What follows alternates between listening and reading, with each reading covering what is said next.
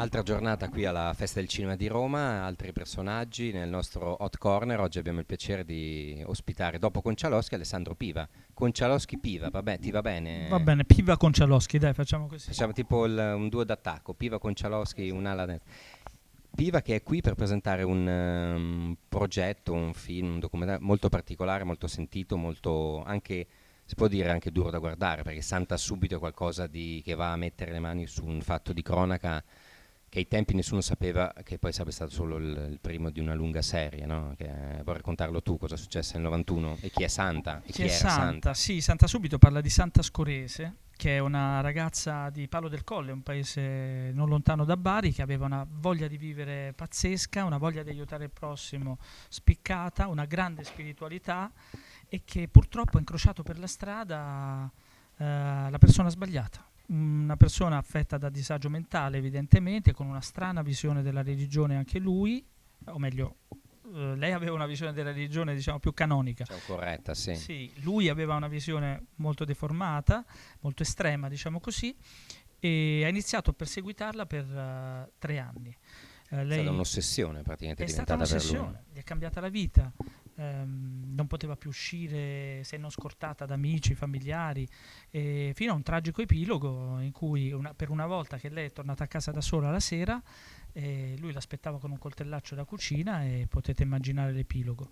Esatto, questo, scusa se ti interrompo, Sì. succedeva nel 91, nel momento in cui il femminicidio non era, diciamo, ancora non se ne parlava così tanto, succedeva, ma tanto che la stessa Santa poi provò a difendersi tramite le forze dell'ordine, ma non c'era nulla legalmente, no? La cosa Quasi. emblematica, sì, è che Santa era figlia di un poliziotto, quindi aveva accesso, suo padre ovviamente, più facile a certe cose. Nonostante questo, quando andavano a fare questi diffide si parlava di cos'è un maniaco, cosa scriviamo? Non sapevano bene, si parlava di violenza privata, di persecuzioni, ma non c'era appunto la codifica dello stalking che abbiamo oggi.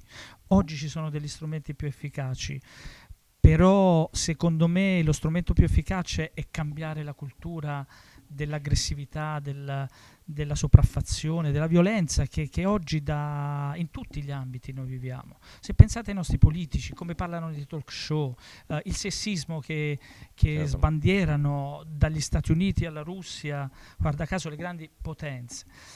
Ma anche noi in Cioè, tu Italia dici che è abbiamo stato avuto molto... sdoganato poi un certo tipo di linguaggio che è già un'anticamera di qualcosa che non dovrebbe esistere. Io penso a quel film di Altman e a quei meravigliosi racconti di Raymond Carver a cui è ispirato quel film America Oggi. America Oggi.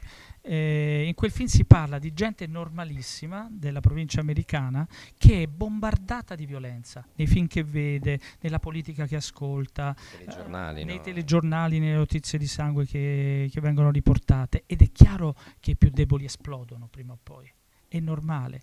Noi abbiamo una carica di aggressività fisiologica al nostro interno che ci fa essere qui, ci fa essere vivi, ma quando superiamo gli argini, e sta avvenendo troppo più spesso, e quando questi diciamo batteri che ci portiamo dentro superano una certa soglia, ecco secondo me che arrivano le esplosioni di violenza. E dove si esprime la violenza con più agio? Sui più deboli, sulle donne, sui bambini. Ecco, la vera sfida non è munirci di leggi specifiche sullo stalking e sulla violenza di genere. La vera sfida è cambiare la nostra cultura e abbassare tutti i toni. Nel mio piccolo questo è il tentativo che ho fatto con questo film.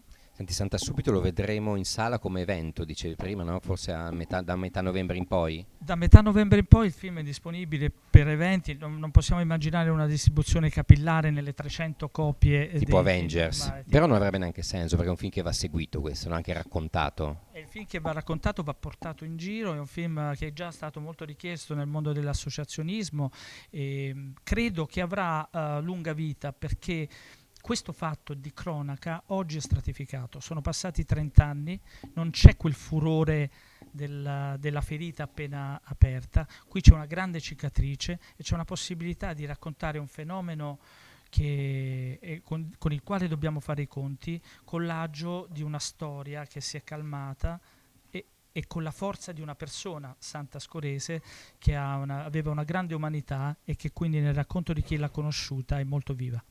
Ti faccio l'ultima domanda, questa da spettatore. Che spettatore sei oggi? Cosa vedi? Cosa hai visto tra le ultime cose?